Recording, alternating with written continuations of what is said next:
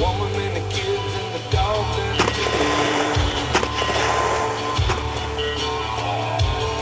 I got a shotgun, a rifle, and a four-wheel drive, and a country boy can survive. Country folks can survive.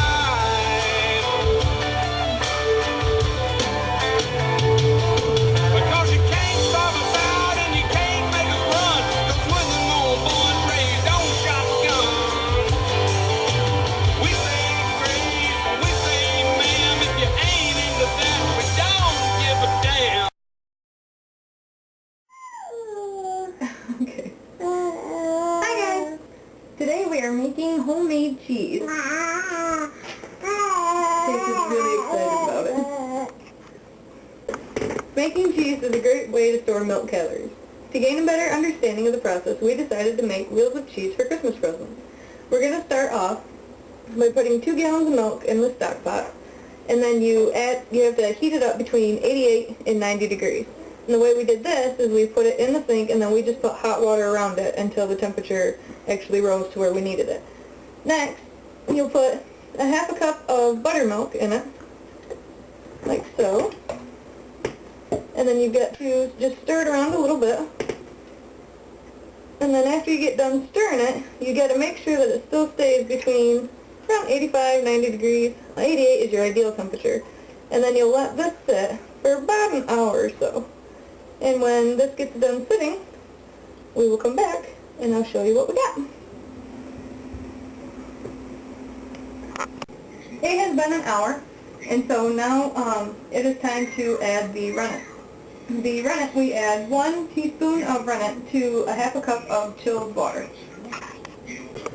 Alright, I've added the rennet, so now we will check back in 45 minutes. Okay, it has been 45 minutes, and it is now time to cut the curds.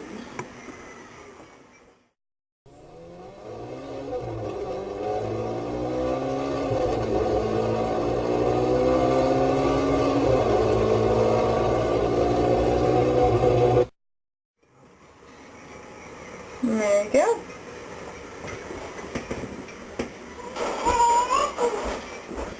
Now you let this sit for about 30 minutes, and when you come back, you'll actually see the whey on the top, and the curds will actually have sunk to the bottom. Okay, it's been 30 minutes, and it is now time to separate the curds from the whey by pouring them out. As you can see, everything sunk to the bottom, and so now it's time to pour it into the strainer.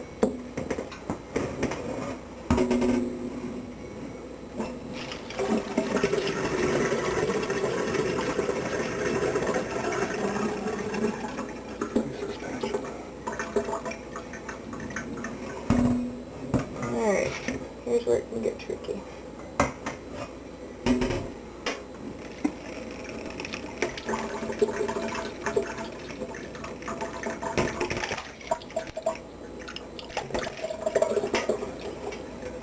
Giant zit. You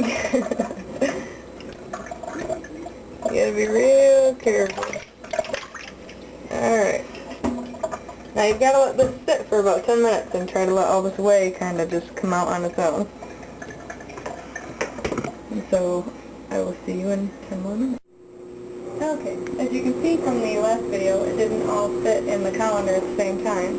So this is what it looks like after you get it all the way out in the curds. And now you have to add 4 teaspoons of salt.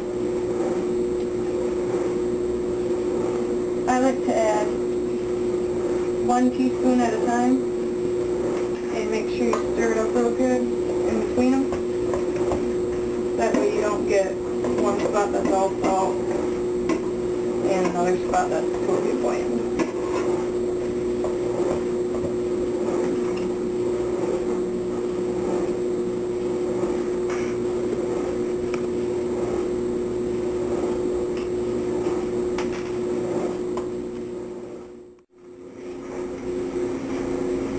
This is the bottom part of my cheese press, and as you can see, it's just a 6-inch cap. I drilled some holes in the bottom so that the whey will melt off, and to keep it from having like a big concave or whatever, and I made these little plastic pieces I put in there that have holes in them.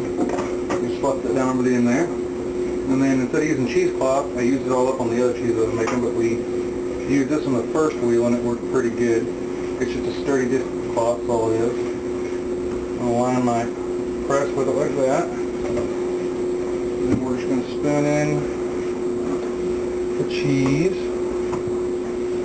my wife prepared.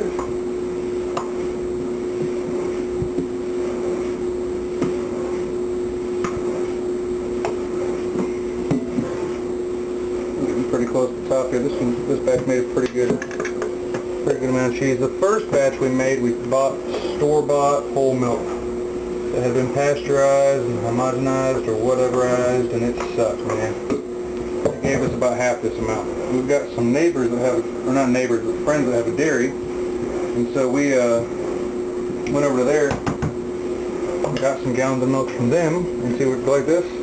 Then I'm just going to cover it back over with the cheesecloth. Try to keep all the folds out of it I can. And then I'll put this other cap piece I made without any holes in it right here. Kind of seal it off good. If you can look in here, you can get this. It's already starting to get wet with the whey, but you press it down as far as you can. And I fold all this back in again. Anyway, they had some whole milk, and so we went over and got some from them, and it makes a lot of milk now. And the last batch almost filled my press where I couldn't get the top on it. I put these screws through with the wing nuts. And I made this press, and I didn't really know a lot about presses when I made it, and I don't really like it. I like presses that have constant weight on them more, because this one's very labor intensive. You got to keep coming back every 30 minutes to an hour and do a few more cranks on it to keep the weight constant.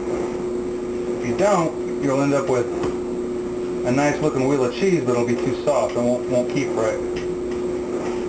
And this being cheddar and stuff,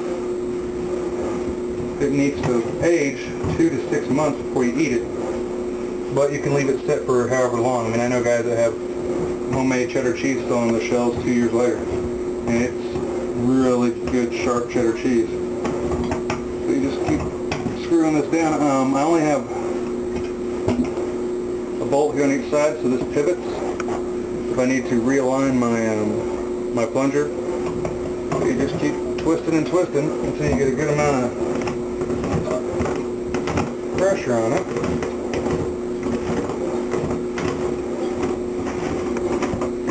And this is all homemade, so in fact the only thing I had to buy was the all thread here in the middle and the plunger cap. I had the 6-inch cap sitting in the backyard actually, and the rest of this is just stock metal I turned. But a few screws, the all thread, and the plunger piece is all I really had to buy of this. Talking my wife into making homemade cheese, it helps to keep the expenses pretty low. Sure, still lined up good. And in a hole like this, maybe I don't know if you guys can get underneath and look at the whey come dripping out the bottom as I turn. Okay, just tighten it up good. Pour off some of the excess here, and then I'll let that set for about 30 minutes, and I'll come back and crank it down good again.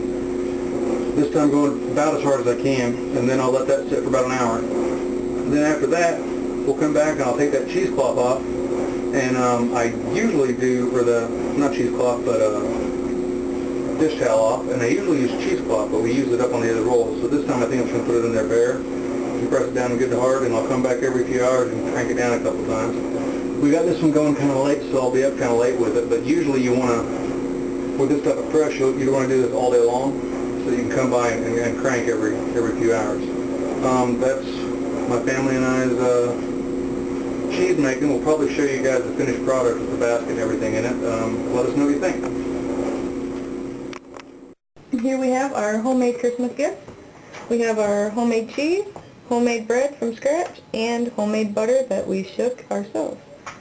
So thank you for watching, and I hope you guys like what you saw.